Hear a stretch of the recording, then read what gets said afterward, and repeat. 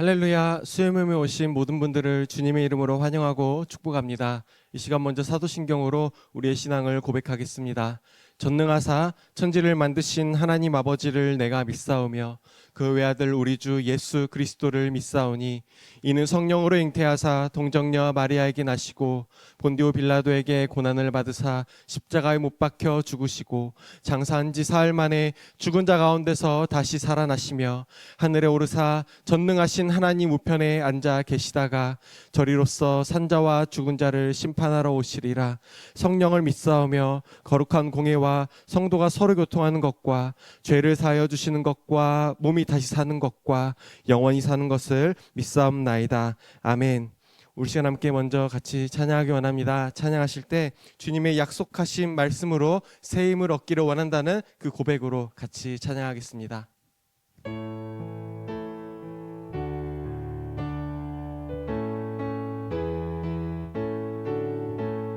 주의 약속하신 말씀 위에서 영원토록 주를 찬송하리라. 소리 높여 주께 영광 돌리며 약속 믿고 굳게 서리라. 굳게 서리 영원하신 말씀 위에 굳게 서리. 굳게 서리 그 말씀 위에 굳게 서리라.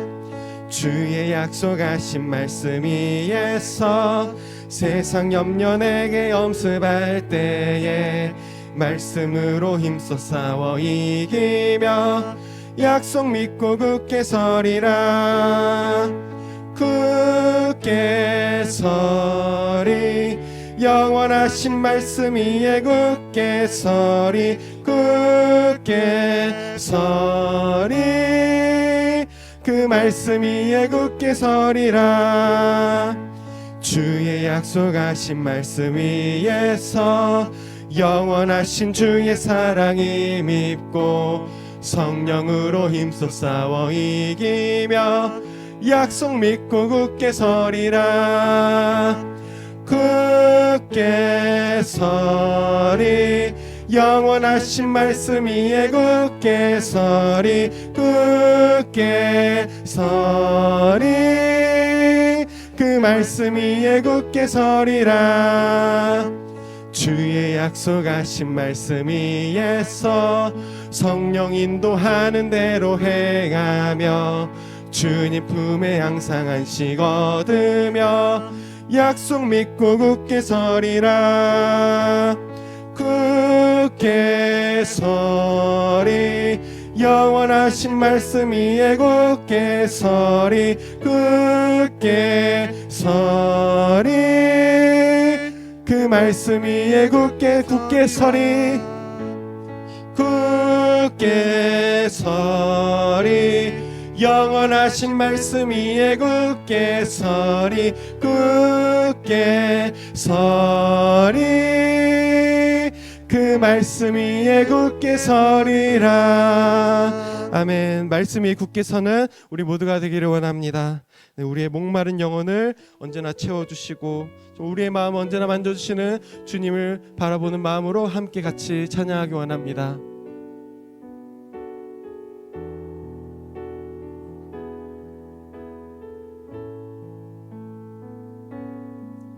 주께 가까이 날 이끄소서. 간절히 주님만을 원합니다. 채워주소서. 주의 사랑을 진정한 찬양 드릴 수 있도록 주께 가까이. 주께 가까이 날 이끄소서. 간절히 주님만을 원합니다.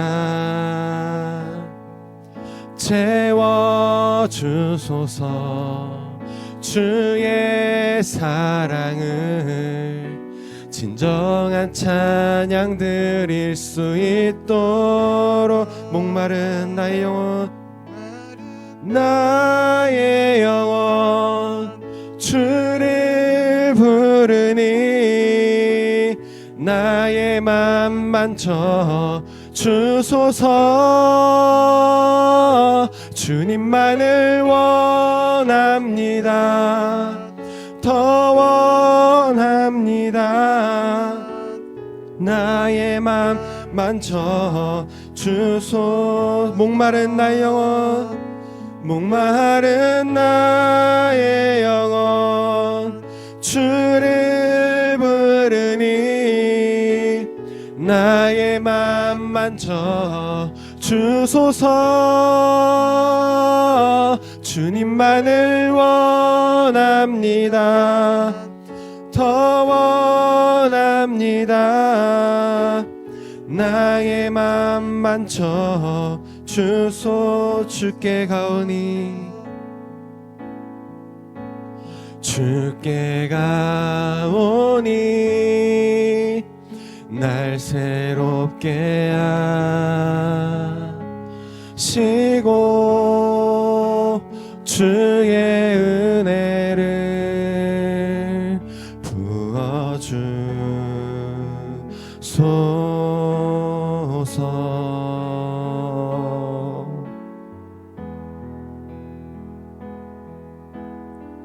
내 안에 발견한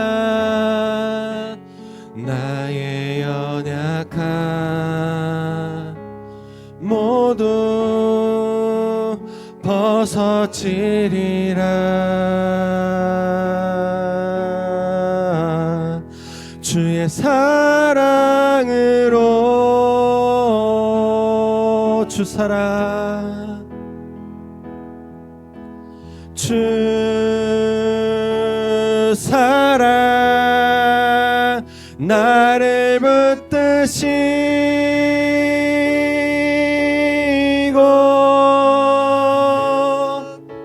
주 곁에 날 이끄소서.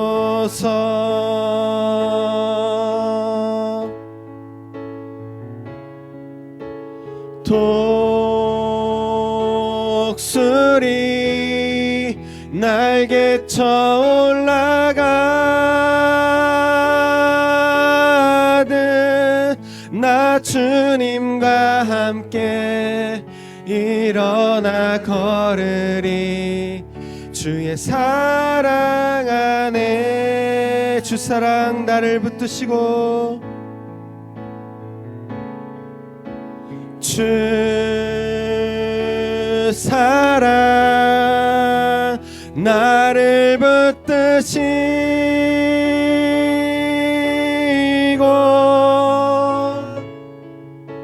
주 곁에 날 이끄소서.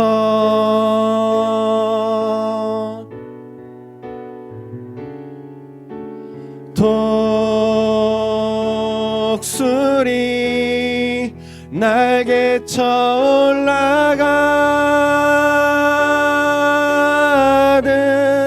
나 주님과 함께 일어나 걸으리. 주의 사랑 안에 우리 시간 함께 기도하기 원합니다. 기도하실 때 정말 우리가 주님의 사랑 안에 주님의 뜻 안에 살아가는 저희가 되기를 원한다고, 또 오늘 수요음을 통해서 우리를 붙드시는 주님을 저희가 더욱 알므로 주님을 더욱더 의지할 줄 아는 저희가 되기를 원한다고 함께 그 고백과 같이 기도하면 좋겠습니다. 같이 기도하시겠습니다. 하나님 아버지, 정말로 저희가 주님의 사랑과 뜻 안에 살아갈 수 있는 그것을 주님 저희 말씀 안에서 가르쳐 주시기를 원합니다.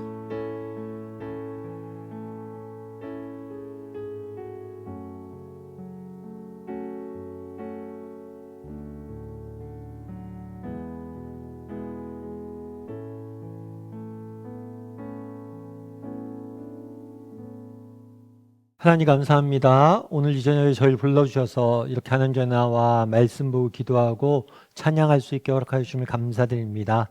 오늘 이 시간 우리 각 사람에게 꼭 필요한 하나님의 음성을 듣는 시간들 되게 도와주시고 하늘로부터 내려오는 위로와 은혜를 맛보고 세상을 살아갈 수 있는 능력을 누릴 수 있는 시간이 될 수 있도록 주여 붙잡아 주시옵소서. 아버지, 특별히 마가복음에 대해서 계속해서 배우고 있습니다.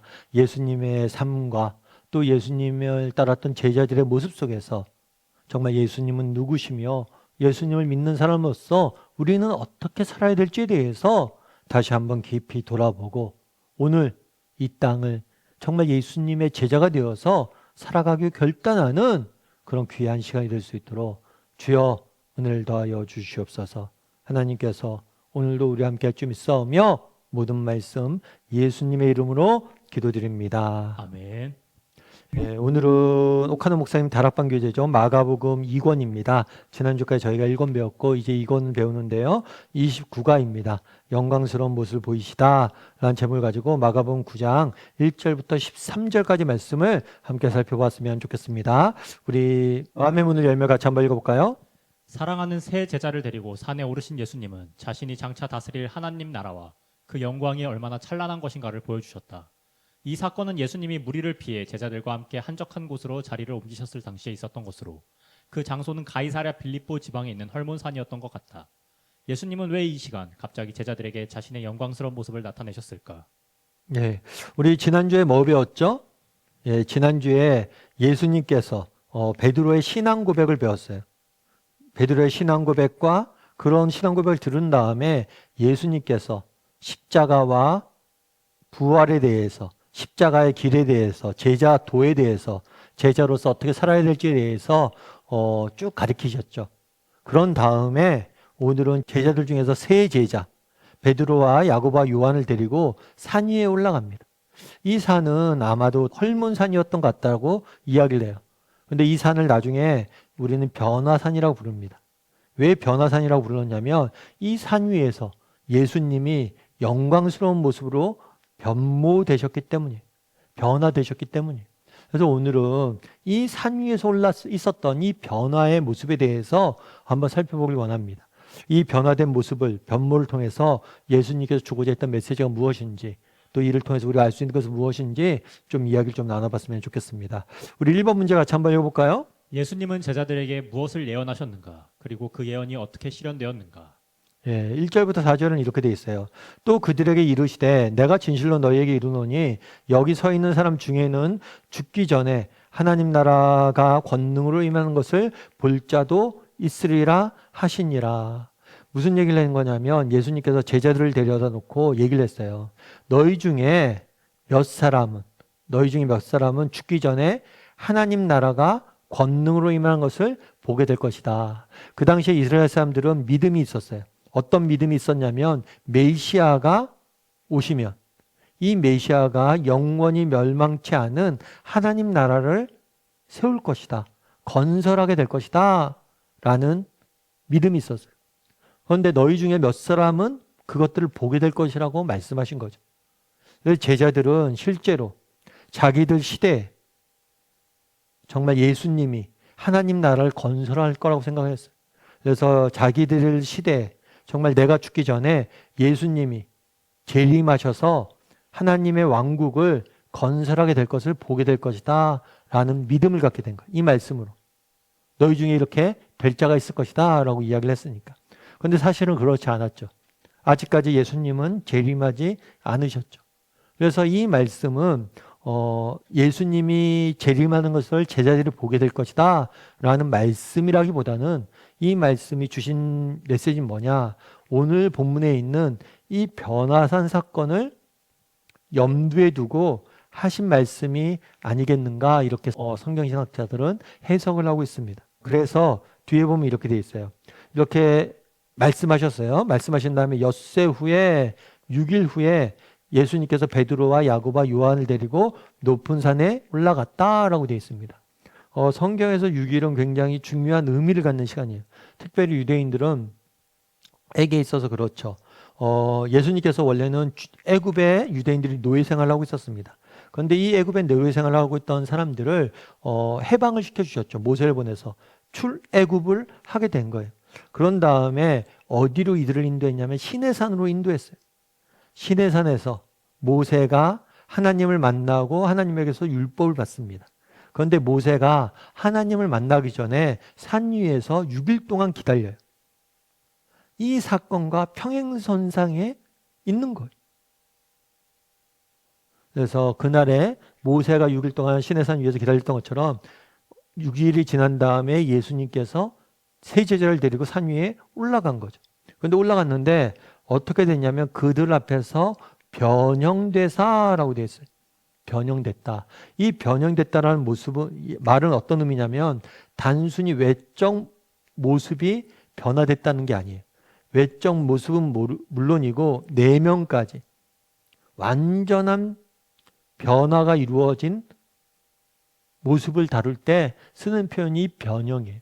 그래서 예수님께서 산 위에 올라가셨는데 예수님의 겉모습뿐만 아니라 존재 자체가 완전히 변화된 모습을 뭐예요? 보게 된 거예요. 보게 됐는데 뒤에는 이렇게 됐죠. 그 옷에서 뭘 했다고요? 광채가 났고 세상에서 빨래하는 자가 그렇게 희귀할 수 없을 정도로 희어졌다라고 이야기합니다. 성경에선 희어지다, 하얘지다. 이것은 거룩과 영광의 상징이에요. 그러니까 아주 거룩해지고 순수해졌다라는 의미죠. 그래서 이 매우 희어졌는데 특별히 사람이 그렇게 할 수 없을 만큼 완벽한 거룩한 존재로 변모되셨다라고 볼 수가 있는 거예요. 그래서 완전한 거룩한 존재는 누구예요? 하나님이죠. 정말 하나님의 아들로서의 모습을, 본연의 모습을 찾았음을 우리는 알 수가 있는 거예요. 그런데 그때 누가 있었냐면 이렇게 변형됐는데 엘리사와 모세가 함께 나타나 예수님과 이야기하고 있었다라고 성경은 말하고 있습니다. 자, 그러면 여기서 알 수 있는 건 뭘까요? 우리 2번 문제 같이 한번 읽어볼까요? 예수님은 하나님의 나라를 보여주시겠다고 약속하셨다. 그런데 왜 자신의 영광스러운 모습을 보여주셨을까? 영광의 자리에 앉으실 주님과 하나님 나라 사이에는 어떤 관계가 있는지 말해보라. 예. 누가복음 22장 29절 30절에 이렇게 됐어요. 내 아버지께서 나라를 내게 맡기신 것 같이 나도 너희에게 맡겨 너희로 내 나라에 있어 내 상에서 먹고 마시며 또 보좌에 앉아 이스라엘 12지파를 다스리게 하였노라. 뭐라고 되냐면 하나님께서, 내 아버지는 하나님이에요. 하나님께서 나에게 뭐예요? 예수님이에요. 나에게 예수님에게 나라, 하나님 나라를 맡기셨다는 거예요. 그러면 예수님에게 맡겨진 하나님 나라는 어떤 나라냐는 거예요. 뒤에 보면 이렇게 됐죠. 너희도 나와 함께 앉아서 잔치를 즐기며 내 상에서 먹고 마시며, 이거는 잔치를 의미해요. 그러니까 하나님 나라는 어떤 나라냐? 하나님 나라는 뭐냐? 잔치예요, 잔치. 잔치는 뭐의 상징이에요? 기쁨과 만족의 상징이에요. 하나님 나라는 정말 기쁨이 넘치는 나라가 될 거예요. 뿐만 아니라 하나님 나라는 어떤 나라냐? 보좌에 앉아서 다스리는. 다르게 말하면 하나님이, 예수님이 다스리는 나라가 바로 뭐예요? 하나님 나라예요. 뿐만 아니라 이 하나님 나라를 누구에게 맡기셨어요? 예수님에게 맡기셨어요. 그래서 예수님께서 지금 하나님 나라를 보여주시다 약속하시잖아요. 그런 다음에 영광스러운 자신의 모습을 보여주셨어요. 이걸 통해서 알 수 있는 게 뭐냐면 정말 그 나라가 임했을 때 그 나라를 다스릴 예수님의 모습을 보여줌으로 그 나라의 모습을 일부를 보여주게 된 거예요. 그래서 우리는 정말 언젠가 예수님이 다시 오실 나라가 될 거예요. 그럼 그 나라에 되면 우리는 예수님과 함께 잔치를 벌릴 거예요. 참된 기쁨과 만족을 누릴 거예요. 뿐만 아니라 예수님과 함께 온 세상을 다스리게 됩니다.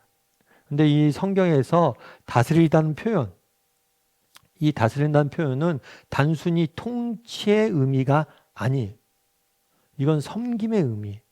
그래서 예수님께서, 하나님께서 이 세상 모든 만물을 창조하신 다음에 너희가 이 땅을 다스려라 라고 이야기를 해요. 그때 다스리는 의미는 섬김, 목자의 의미예요. 돌봄의 의미. 그래서 우리가 정말 하나님 나라가 오면 그 나라에서 우리는 참는 기쁨을 누리게 될 겁니다.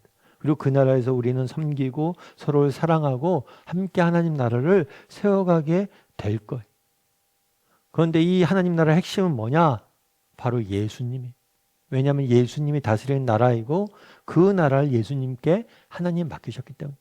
그래서 영광스러운 예수님의 모습을 보여주므로 앞으로 임할 하나님의 나라의 일부를 하나님이 예수님께서 보여주신 거죠. 3번 문제 같이 한번 읽어볼까요? 그때 자리를 같이 했던 모세와 엘리야에 대해 아는 것을 말해보라. 특히 두 사람의 특징은 무엇인지 찾아보라. 예. 엘리야와 모세 두 명 있습니다. 그런데 이 엘리야와 모세는 구약을 대표하는 인물이에요. 그래서 엘리야는 선지자, 구약 시대 때는 하나님께서 선지자를 세워서 선지자를 통해서 하나님의 뜻을 이스라엘 백성들에게 전하고 하나님의 말씀을 전하고 선지자들이 이스라엘 백성들을 인도하게 이끌게 지도자로 세우셨어요.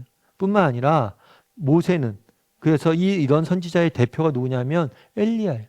그런데 모세는 율법의 대표라고 알려져 있어요. 하나님께서 모세를 통해서 이스라엘 백성들을 구원해주고 모세에게 뭘 주셨어요? 율법을 주셨어요.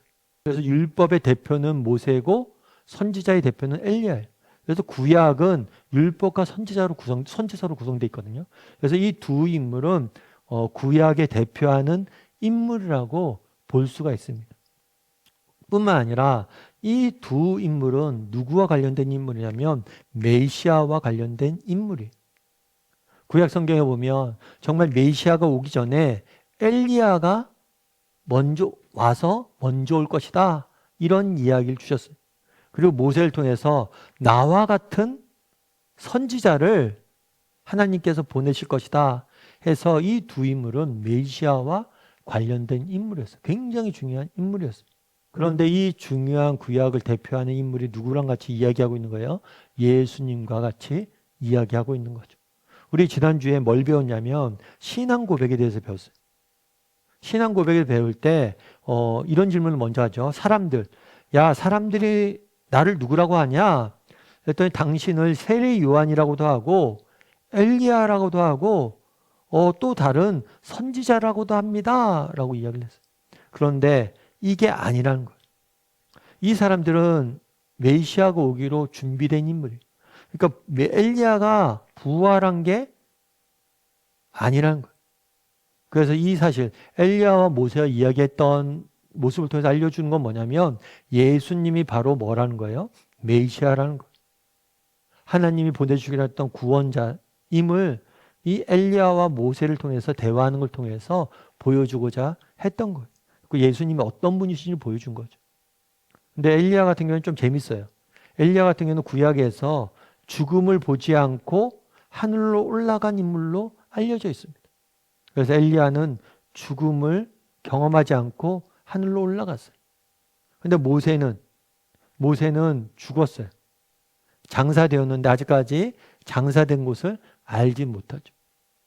그래서 우리가 알 수 있는 건 뭐냐? 이 엘리야와 모세를 통해서 대화하고 있던 사실을 통해서 예수님이 메시아임을 하나님의 아들이심을 보여줬어요. 뿐만 아니라 엘리야는 하나의 대표성을 가지고 있어요. 어떤 대표성을 하냐면 죽음을 맞이하지 않았잖아요. 그 모세는 죽음을 맞이했잖아요. 이건 하나의 모형이에요. 어떤 모형이에요? 언젠가 우리에게 임할 하나님 나라. 그날 하나님 나라가 임하면 그때 우리 예수님과 만나 이야기를 나누게 될 거예요. 정말 모세처럼 이미 죽었던 사람은 부활을 경험하면서 예수님을 만나게 될 것이고 예수님이 다시 오실 때 이 땅에 있던 사람들은 하늘로 엘리야가 들려 올려진 것처럼 들려 올려져서 하나님과 함께 대화 나누게 될 것이다. 그래서 모세와 엘리야가 함께 예수님과 대화 나누는 모습은 언젠가 임하게 될 하나님 나라에 대한 하나의 모형으로서 우리에게 주어진 거죠. 우리 4번 문제 같이 한번 읽어볼까요? 베드로는 언급결에 무슨 말을 했는가? 그리고 왜 베드로가 그런 말을 했다고 생각하는가? 5절부터 6절까지 말씀도 같이 한번 읽어볼까요? 베드로가 예수께 고하되 라삐여 우리가 여기 있는 것이 좋사오니 우리가 초막 셋을 짓되 하나는 주를 위하여 하나는 모세를 위하여 하나는 엘리야를 위하여 하사이다 하니 이는 그들이 몹시 무서워하므로 그가 무슨 말을 할지 알지 못함이더라. 재미있는 게 표현이 두 가지가 있어요. 베드로가 뭘 했냐면 라삐여 우리가 여기 있는 것이 좋사오니 여기 있는 것이 좋다라는 표현을 해요. 그리고 또 한 가지는 뭐예요? 몹시 무서워함으로 무슨 말을 하지 못했다. 그러니까 뭐냐면 너무 영광스러운 모습이잖아요. 영광스러운 모습이라서 너무 그 모습이 뭐예요? 황홀한 거예요. 그래서 그것이 지속되길 바라는 마음도 있어요. 그런데 이게 너무 영광스러운 모습이고 도저히 이해가 안 되잖아요. 그러니까 그 마음에 두려움과 경외감이 생긴 거예요. 그 지금은 이해할 수 없는 거예요. 너무나 황홀하고 너무나 멋진데 뭐예요? 또 이게 이해가 안 돼요. 그러다 보니까 무슨 얘기를 했냐면 우리가 초막 셋을 짓사오니 하나를 주를 위해서 모세를 위해서 엘리야를 위해서 그렇게 하길 원한다라고 이야기를 해요. 그 당시 유대인들은 장막절이라는 걸 지켰어요. 이 장막절은 뭐냐면 이스라엘 백성들이 애굽에서 노예 생활을 했잖아요. 그런 다음에 하나님께서 그들을 해방시켜서 가나안 땅으로 인도하셨잖아요. 그런데 그 사이에 광야를 지냈습니다. 이 광야 때는 어디서 지냈냐면 초막, 텐트를 짓고 지냈어요. 집이 없으니까. 그래서 이때 애굽에서 구원받은 은혜와 광야에서 이스라엘 백성들을 보호하셨던 그 은혜를 기억하기 위해서 1년의 장막절을 정해서 일주일 동안 광야에 나가서 텐트를 짓고 생활을 했어요. 그때 썼던 텐트에. 그래갖고 초막을 짓고 내가 당신들 위해서 초막을 짓고 이곳에 머물길 원한다라고 이야기를 한 거죠. 그런데 이게 뭐 생각이 있어서 한 얘기가 아니라 너무 영광스럽고 또 뭐예요? 이해가 잘 안 되니까 그냥 얼떨결했다라고 성경은 말하고 있어요. 5번 문제 같이 한번 읽어볼까요? 베드로의 말을 통해 우리가 알 수 있는 사실이 하나 있다. 하나님의 나라는 너무나 황홀하고 아름다워 다른 것들을 다 잊어버리게 된다는 것이다. 베드로의 말이 끝나자 갑자기 무슨 일이 일어났으며 공중에서 어떤 음성이 들렸는가? 예, 베드로의 말이 끝나자 무슨 얘기 했었냐면 마침 구름이 와서 그들을 덮으며 구름 속에서 소리가 나되 이는 내 사랑하는 아들이니 너희는 그의 말을 들으라 하는지라 라고 이야기를 했어요. 그래서 이 구름은 하나님의 임재의 상징이에요. 하나님은 눈에 보이지 않잖아요. 영이시기 때문에. 그래서 우리 눈으로 볼 수가 없습니다. 그러다 보니까 하나님이 이곳에 계시다, 임재했다는 상징으로 구름을 주로 많이 사용을 해요. 그래서 모세가 시내산 꼭대기에서 하나님을 만났을 때 그때 구름이 가득했다라고 이야기를 합니다. 마찬가지로 구름이 가득했어요. 하나님이 임재하신 거죠. 그리고 하나님의 음성, 하나님이 직접 하나님의 음성이 들린 거예요. 그런데 음성에서 뭐라고 이야기하냐면 이는 내 사랑하는 아들이니 너희는 그 말을 들으라. 이는 내 사랑하는 아들이니 이 말은 예수님이 세례를 받을 때 하늘로부터 들려왔던 하나님 음성과 동일해. 다시 한번 하나님이 뭘 하신 거예요? 예수님의 하나님의 아들이시며 그리스도이고 메시아임을 확인시켜 준 거예요. 그런 다음에 뭐라고 이야기를 했어요? 너희는 그의 말을 뭐 하라고요? 들으라 라고. 순종하라 라고 말하신 것. 우리 6번 문제 같이 한번 읽어볼까요? 구름 속에서 들린 말씀은 대단히 중요하다. 변화산의 신비한 체험에 집착하거나 모세와 엘리야의 말에 귀 기울이지 말고 오직 예수의 말씀만 들으라고 했기 때문이다. 이것이 왜 중요한가? 네. 구름 속에 들었던 말이 되게 중요하다라고 이야기를 했죠. 그런데 왜 중요하냐? 두 가지 측면이에요. 첫 번째는 신비한 체험에 집착하지 말고 또 모세와 엘리야의 말에 귀 기울이지 말고 오직 예수님의 말을 들으라고 했기 때문이다. 그러니까 우리가 신앙생활을 하다 보면 그런 경우가 있어요. 체험. 그 다음에 뭐예요? 순종. 여러분 체험과 순종 중에서 뭐가 더 중요할까요? 사실 둘 다 중요하죠. 우리가 먼저 하나님의 은혜를 받아야 됩니다.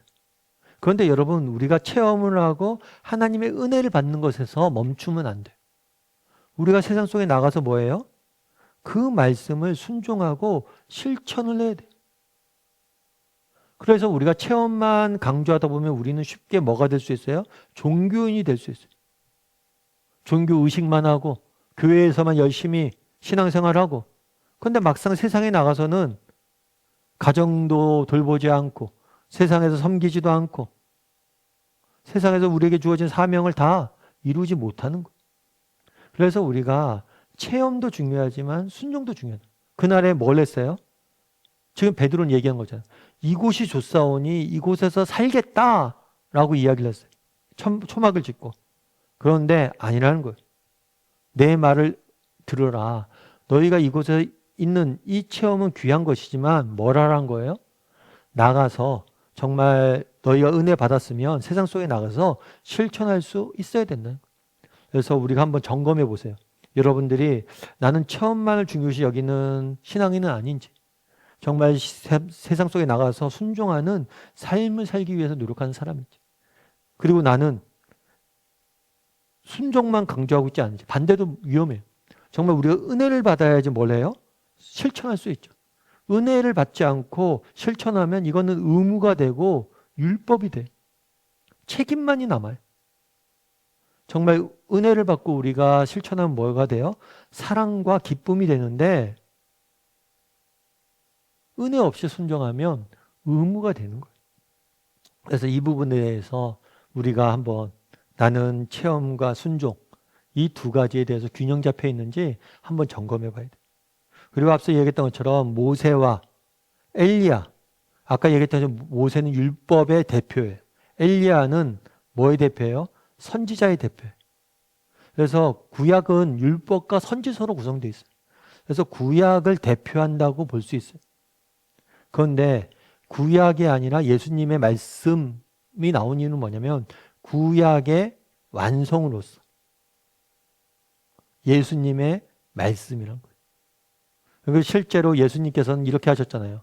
구약에서는 이렇게 가르쳤는데 나는 쭉 하면서 구약의 말씀을 풀어주잖아요. 완성해 주잖아요. 구약에서 말씀하셨던 그 본래 의미를 뭐예요? 알려주잖아요. 그래서 이 사건에서 보여주고자 했던 건 뭐냐면 구약의 완성으로서의 예수님, 그리고 예수님 말씀의 중요성에 대해서 이야기하고 있는 것. 그래서 여기서는 체험과 순종, 이 두 사이의 관계에 대해서 우리가 균형 잡혀 있는지 한번 점검해 보면 좋을 것 같아요. 우리 7번 문제 같이 한번 읽어볼까요? 제자들에게 이런 신비스러운 체험이 나중에 큰 유익이 되었을 것은 두말할 필요가 없다. 그 이유를 생각해보라. 네. 9절과 10절에 보면 9절과 10절 말씀도 같이 한번 읽어볼까요? 그들이 산에서 내려올 때 예수께서 경고하시되 인자가 죽은 자 가운데서 살아날 때까지는 본 것을 아무에게도 이르지 말라 하시니 그들이 이 말씀을 마음에 두며 서로 문의하되 죽은 자 가운데서 살아나는 것이 무엇일까 하고. 네. 뭐라고 되어 있냐면 예수님께서 산에 내려올 때 이야기를 하세요. 경고를 하세요. 아, 이건 말하지 말라. 그러면 말하지 말라라고 이야기를 하세요. 그런데 이거는 완전히 한 번도 말하면 안 된다라는 의미가 아니에요. 이거는 한시적인 명령이에요. 일시적으로 너희 말하면 안 된다. 언제까지? 인자가 죽은 자 가운데서 다시 살아날 때까지. 여기서 인자는 다니엘서의 예언을 기초로 해서 메시아를 지칭한 단어이고 예수님을 지칭한 단어이죠. 예수님 자신이 죽은 자 가운데서 다시 살아날 것을. 죽은 자는 십자가와 부활을 의미하죠. 예수님께서 십자가에 죽음을 당하시고 다시 부활할 때까지는 이 이야기를 사람들에게 하지 말라라고 한시적으로 명령을 주신 거예요. 그런데 이 말을 듣고 제자들은 뭘 했다고 그랬어요? 마음에 간직했다고 그랬어요. 그리고 서로 문의했다고 그랬어요. 왜요? 죽은 자 가운데서 다시 살아나는 것이 무슨 의미일까라고. 그럼 왜 말하지 말라고 했을까요? 아직 사람들이 이해할 수가 없어요. 사람들은 그 당시에 메시아가 오면 이 세상의 악을 심판하고 이 땅에 정의롭고 공의로운 나라를 건설할 것이라는 생각했어요. 그런데 예수님께서 십자가에 죽잖아요. 이거는 패배잖아요. 메시아가 패배당한다는 사실에 대해서 그들은 받아들일 수 없었고 이해할 수 없었어요. 그래서 제자들끼리도 얘기하는 거예요. 죽은 자 가운데 다시 살아나는 게 무슨 의미냐. 죽는다는 건 무슨 의미고 산다는 건 무슨 의미냐. 아직 몰랐다는 거예요. 그러니까 부활과 십자가 부활 그리고 하나님 나라 궁극적이고 세워진 하나님 나라에 대한 이해도가 떨어지기 때문에 아직까지는 이야기하지 말라라고 이야기한 거죠. 그리고 실제로 보면 베드로 후서에서는 베드로가 자기가 본 것을 이야기합니다. 우리 주 예수 그리스도의 능력과 강림하심을 너희에게 알게 한 것이 교묘히 만든 이야기를 따른 것이 아니요 우리는 그의 크신 위엄을 친히 본 자다.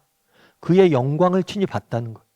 지극히 큰 영광 중에서 이러한 소리가 그에게 나기를 이는 내 사랑하는 아들이요 내 기뻐하는 자라 하실 때 그가 아버지께 존귀와 영광을 받으셨느니라. 이 소리는 우리가 그와 함께 거룩한 산에 있을 때 하늘로부터 난 것을 들은 것이라. 그래서 변화산에서 변화산 사건을 실제로 언급하면서 전합니다. 한시적으로 말하지 말라고 그랬는데 그 다음에 부활을 경험한 다음에는 그 영광을 보고 뭘 한 거예요? 이제 전하게 된 거예요. 그럼 그날에 왜 이때 보여주셨을까? 왜 이 변화산 사건을 변화산의 경험을 이야기했냐는 거예요. 그러니까 이게 문맥을 통해서 좀 살펴봐야 돼요. 지난주에 배운 게 그거죠. 신앙 고백. 신앙 고백 다음에 구체적으로 뭘 했어요? 십자가와 부활에 대해서 가르쳤어요. 그러니까 사실은 십자가의 고난, 이걸 받아들이기 어렵죠. 이건 완전히 앞서 얘기했던 것처럼 패배잖아요. 메시아가 악에게 패배당하는 사건이잖아요. 이걸 받아들이기 어려웠어요. 그런데 그 뒤에 뭐가 기다려요? 부활의 영광이 기다리고 있음을 미리 보여준 거예요.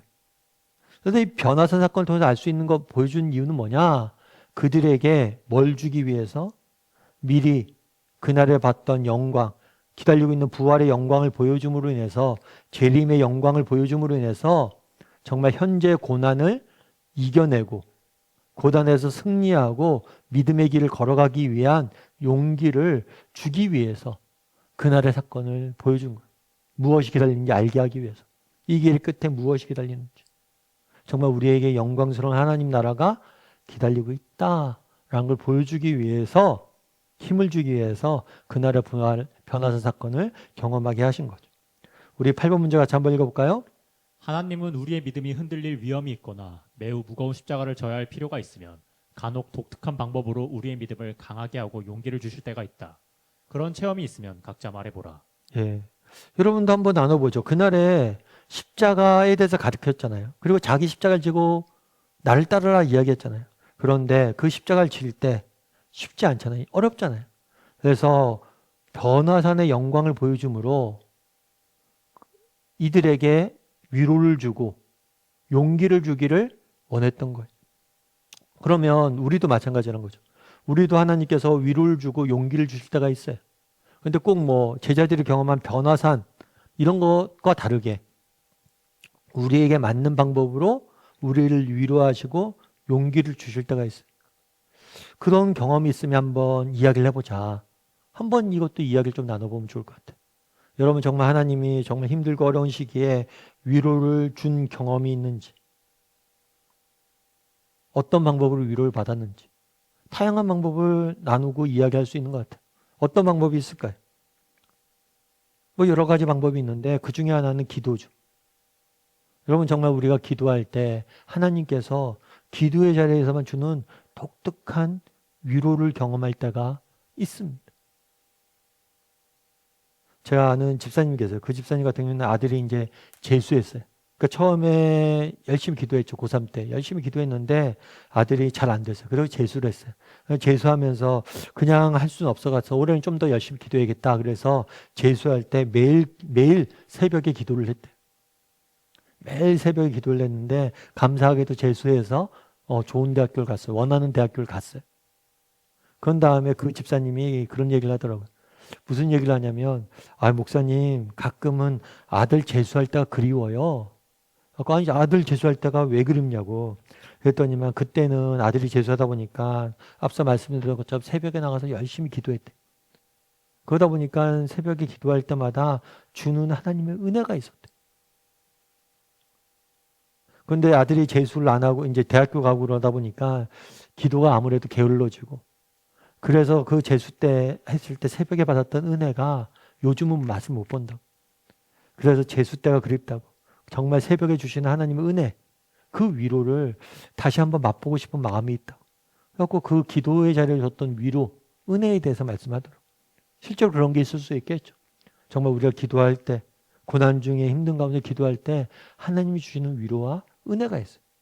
뿐만 아니라 또 어떤 방법으로 우리에게 용기를 주실 때가 있어요? 사람을 통해서 용기를 주실 때도 있죠. 사람을 통해서. 저도 예전에 한 번은 후배가 있었는데 후배가 교회를 사임했어요. 교회를 사임하고 한동안 그냥 뭐 사역질 못 구하고 계속 있었어요. 일종의 백수죠. 근데 뭐 그렇게 후배가 있었는데 가끔 제가 그냥 저는 몰랐는데 그 친구가 그러더라고요. 자기가 백수로 그렇게 있을 때 뭐 백수로 있다 보니까 좀 그랬었는데 아무튼 제가 가끔 연락을 했대요. 연락을 해서 뜬금없이 연락을 해서 야, 밥 먹자 해서 그냥 밥 먹고 그냥 헤어지고 그랬었는데 특별한 얘기도 안 하고 그랬었는데 그때 너무 위로가 됐대.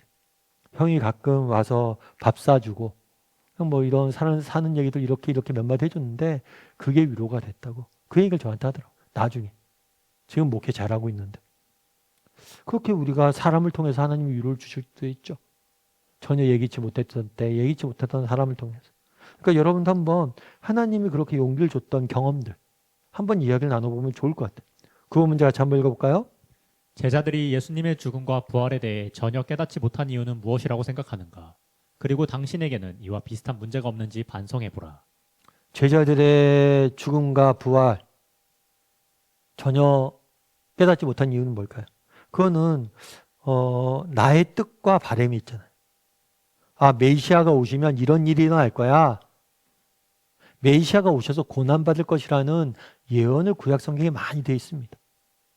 그런데 그 당시 제자들이나 이스라엘 사람들은 구약 시대에 예언되어 있던 메시아 고난에 대해서 관심을 갖지 않았어요. 왜요? 그들은 빨리 메시아가 와서 당장 눈앞에 있는 고난을 끝내고 빨리 승리의 영광을 누리길 원했기 때문이에요. 그래서 내가 바라는 내 뜻과 바람이 있다 보니까 이게 뭐보다 하나님의 계획과 뜻과 계획보다 크다 보니까 안 들리는 거죠. 그래서 우리도 그런 적이 없는지 정말 내 뜻과 내 계획, 내 바람이 커서 하나님의 음성이 안 들리고 하나님의 뜻이 이해되지 않는 경우가 있진 않는지 한번 우리가 돌아볼 필요가 있겠죠. 이런 경우는 너무 많죠, 사실은. 그래서 정말 우리가 신앙에 있어서 중요한 역할 중에 하나는 뭐냐면 내려놓음이. 그래서 예수님도 뭐라고 이야기해요? 자기를 부인하고 정말 내 뜻과 바람, 내 계획을 좀 내려놓으면 보이는 것이 많아요. 우리의 인간적인 욕심도 내려놓으면 보이는 게 많아요. 그런데 우리가 갖고 있는 뜻과 바람, 욕심 이런 것들 내려놓지 못하니까 뭐라는 거예요? 보이지 않는 것. 그래서 이 부분에 대해서 여러분들이 한번 고민해 봤으면 좋겠습니다. 10번 문제 같이 한번 읽어볼까요? 제자들이 산에서 내려오면서 예수님께 질문한 내용은 무엇인가? 그리고 예수님은 이에 대해 무엇이라고 답하셨는가? 예. 그들이 물었어요. 뭘 물었냐면 산 위에서 엘리야를 봤잖아요. 그러니까 이상한 거예요. 뭐냐면 메시아가 오기 전에 하나님이 엘리야를 보내서 메시아가 오실 길을 준비할 것이다 라고 이야기를 했어요. 근데 자기가 엘리야를 산 위에서 봤잖아요. 그런데 이 엘리야가 산 위에서 예수님과 대화하다가 사라졌어요. 아무 일도 안 하고 사라졌어요. 그러니까 뭐라고 하는 거예요? 아니, 엘리야가 먼저 와야 된다고 그러는데 엘리야가 지금 사라지면 어떡합니까? 무엇인가를 해야 되는 거 아닙니까? 라고 이야기를 한 거죠. 그랬더니 예수님 뭐라고 했냐면 엘리야가 왔을 때 기록된 바와 같이 사람들이 함부로 대우하였다라고 이야기해요. 엘리야가 왔다는 거예요. 그럼 엘리야는 누굴까요? 그것은 세례 요한이 메시아가 오기 전에 엘리야를 보낼 것이다 라는 것은 뭐냐면 엘리야와 같은 선지자를 보낼 것이라는 거예요. 그래서 마태복음은 보다 분명히 이야기를 해요. 뭐라고 되어 있냐면 예수께서 대답하여 이르시되 엘리야가 과연 먼저 와서 모든 일을 회복하리라 내가 너희에게 말하노니 엘리야가 이미 왔을 때 사람들이 알지 못하고 임의로 대우하였도다. 인자도 그와 같이 그들에게 고난을 받으리라 하시니 그제서야 제자들이 예수께서 말씀하신 것이 세례 요한인 줄 깨달았다. 엘리야가 먼저 와야 된다고 이야기했는데 그 엘리야는 세례 요한이었다는 거예요. 그래서 이미 세례 요한이 죽음을 당한 상태였던 거죠. 우리 삶의 열매를 거두면 같이 한번 읽어볼까요? 우리는 예수 그리스도를 홀대하고 핍박하는 세상 속에 살고 있다. 따라서 우리 역시 세상으로부터 예수님과 같은 대접을 받을 수밖에 없다는 사실을 명심해야 한다. 각자 자신은 이 사실을 분명히 알고 있다고 말할 수 있는지 솔직하게 이야기해 보자. 그날에 그렇게 됐잖아요. 세례 요한이 와서 뭘 했다고 그랬어요? 엘리야가 먼저 왔는데 엘리야를 먼저 뭘 했다고요? 사람들이 핍박했다는 거예요. 마찬가지로 예수님도 뭘 했다는 거예요? 핍박했다고 이야기를 해요. 그러니까 사실은 세상이 뭐예요? 예수님을 싫어하죠. 악이 참된 선이신 진리이신 예수님을 싫어하죠. 예수님을 대적하죠. 그러다 보니까 예수님에게 속하고 예수님과 함께하는 세례 요한도 핍박을 받은 거죠. 반대로 얘기하면 우리가 하나님의 자녀잖아요. 그러다 보면 세상 속에서 우리도 핍박이나 고난을 면할 수 없다는 거예요. 여러분, 우리가 예수님을 믿잖아요. 예수님을 믿으면 이제 기본적으로 예수님을 믿고 신앙생활은 좁은 길이고 좁은 문입니다. 왜일까요? 우리가 악한 세상에 살고 있기 때문에. 악한 세상 속에서 믿음을 지키는 것이 쉽지 않아요, 여러분. 그런데 우리는 자꾸만 그런 마음이 있는 거죠. 편하게, 쉽게, 정말 이런 고난과 핍박 없이 예수님을 믿을 수 있지 않을까라고 생각하는데 그렇지가 않아요. 정말 세상 속에서 믿음의 길을 걷는 것은 기본적으로 좁은 길이에요. 당신이 이 사실에 대해서 분명히 알 수 있는가? 알 수 있다고 자신할 수 있는가? 좀 이야기를 나눠보세요. 정말 신앙은 좁은 길이고 내가 좁은 길로 가려고 노력하는 사람인지 한번 이야기를 나눠보는 것도 좋을 것 같습니다. 우리 함께 기도했으면 좋겠는데요. 기도하실 때 오늘 말씀 기억하면서 기도했으면 좋겠습니다. 그날에 예수님께서 변화산에 변모된 모습들을 보내주셨습니다. 왜 이 모습을 보여주셨습니까? 정말 우리가 소망을 갖길 원했기 때문에, 우리가 정말 우리가 당하는 고난과 십자가가 전부가 아니라 그 뒤에 부활의 영광이 있음을 너희가 분명히 알고 확신을 갖고 살아가길 원했던 거예요. 여러분, 우리에게도 이런 확신을 갖게 해달라고 기도했으면 좋겠습니다. 이 땅을 살다 보니 정말 우리가 걸어간 길이 십자가의 길일 때가 있습니다. 좁은 문일 때가 있습니다. 좁은 길일 때가 있습니다. 하지만 십자가와 좁은 문과 길이 전부가 아니, 그 뒤에 부활의 영광과 생명의 길과 정말 참된 진리의 문이 열릴 거예요. 그래서 정말 우리 뒤에 기다리고 있는 부활의 영광을 받아봄으로 정말 이 땅에서 자기 십자가를 지고 걸어갈 줄 아는 믿음의 사람들이 되게 해달라고 기도했으면 좋겠습니다. 또한 기도하실 때 그날에 예수님께서 정말 변화산의 체험을 보여주셨어요. 하지만 그곳에서 멈추길 원하지 않으세요. 내 아들의 말을 들으라. 정말 단순히 신비로운 체험에 멈추지 않고 나아가 세상 속에서 정말 그리스도인답게 살길 원합니다. 이 사실을 알고 삶의 가운데 정말 하나님의 사랑을 실천하고 세상 속에서 믿음을 순종의 삶을 살아가는 사람들 되게 해달라고 기도했으면 좋겠습니다. 또한 마지막으로 정말 기도하실 때 정말 우리가 정말 너무 이 세상의 것들에 나의 뜻과 나의 계획만에 초점이 맞춰져 있지 않은지, 정말 그날의 제자들이 자신의 생각과 기대만을 바라보므로 정말 십자가와 부활을 이해 못했던 것처럼 나의 계획과 나의 뜻과 나의 바램만을 바라보다가 하나님의 뜻과 계획을 놓치는 일은 없는지, 그래서 하나님의 뜻과 계획을 정말 열린 마음으로 정말 발견할 수 있는 사람들이 되게 해달라고 이 시간 오늘 말씀 기억하면서 한 목소리로 같이 기도하도록 하겠습니다. 같이 기도하시겠습니다.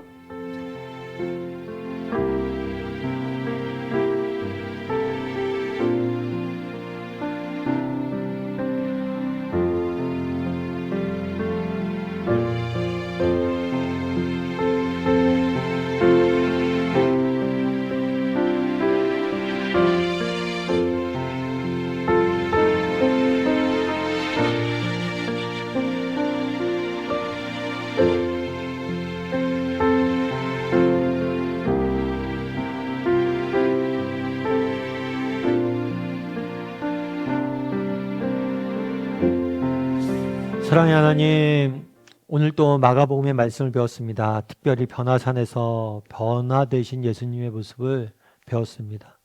정말 우리 앞에 기다리고 있는 좁은 문이 십자가의 길이 전부가 아니라 그 길의 끝에 부활의 영광과 참된 생명과 진리의 문이 우리를 기다리고 있음을 기억하고, 비록 좁고 정말 힘들고 고달프고 정말 어렵지만 우리에게 주어진 십자가를 지고 하나님이 인도하시는 길을, 믿음의 길을 걸어갈 줄 아는 우리 모두가 될 수 있도록 주여 은혜를 더하여 주시옵소서. 아버지, 우리가 종교인은 아닌지 돌아보게 도와주시옵소서. 단순히 은혜를 받고 끝나지 않게 도와주시고, 은혜에 취해 있지 않게 도와주시고, 은혜 받은 만큼 세상 속에서 하나님의 말씀을 실천하며 순종하며 살아가는 믿음의 사람이 될 수 있도록 주여 붙잡아 주시옵소서. 때로는 정말 우리의 계획과 뜻과 정말 바람이 희미해질 때가 있습니다.